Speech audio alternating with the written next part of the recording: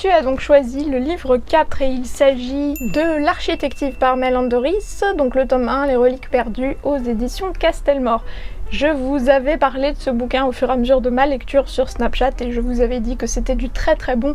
Et effectivement, voilà, quand j'ai eu fini ce bouquin, je me suis dit effectivement ce bouquin va être très proche du coup de cœur. Ça m'a beaucoup fait penser au Da Vinci Code parce qu'on va suivre un garçon, Armand, qui fait sa rentrée en seconde au lycée et qui en parallèle a un pouvoir magique, un pouvoir assez spécial qui consiste à voir les différentes vies d'un bâtiment.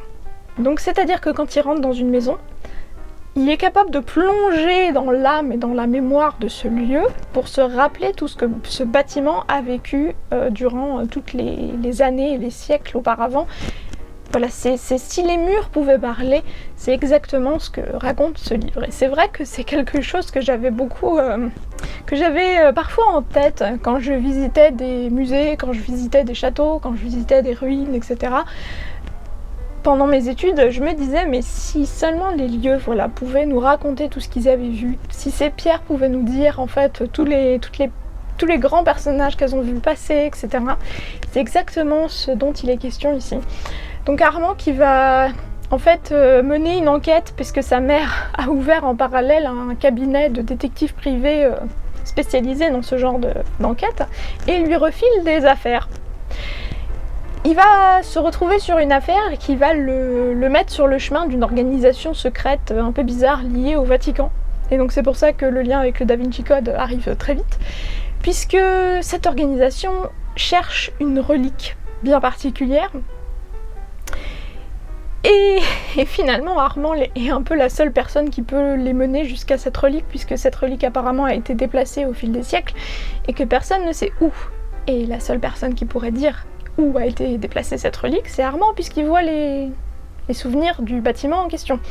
Voilà, donc vous allez très vite vous retrouver dans une espèce de course-poursuite dans Paris, parce que ça se passe en France, l'auteure est française,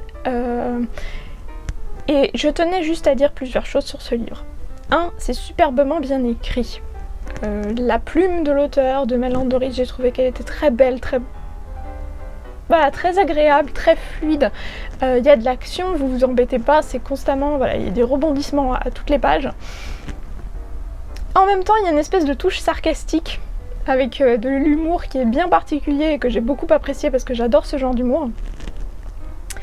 Et à côté, j'aimerais aussi préciser que historiquement parlant, ce bouquin se tient totalement. Toutes les notions historiques qui vous sont décrites, tous les grands personnages qui vous sont cités sont tout à fait exacts, tout à fait corrects, et aussi les lieux historiques qui vont être cités dans le bouquin où va se dérouler l'action, puisque voilà, vous allez avoir une espèce de vrai jeu de piste dans Paris. C'est des lieux que j'ai pu visiter parfois pour mes études d'histoire de l'art et d'archéo, et j'y suis allée de nombreuses reprises et je peux vous dire que ça tient parfaitement la route, voilà, donc je tenais à dire ça également parce qu'il y a trop de livres qui prennent des libertés avec l'histoire et voilà, parfois ça fait du bien de voir des bouquins qui n'en font pas. Voilà, donc je ne peux que vous conseiller ce livre, franchement, vous serez pas déçus, foncez, c'est vraiment du très très bon, et voilà. Comme d'habitude, moi je vous souhaite de très très bonnes lectures. J'espère que vous avez aimé ce nouveau concept de conseil lecture mystère. N'hésitez pas à me dire en commentaire si vous voulez que j'en fasse d'autres par la suite.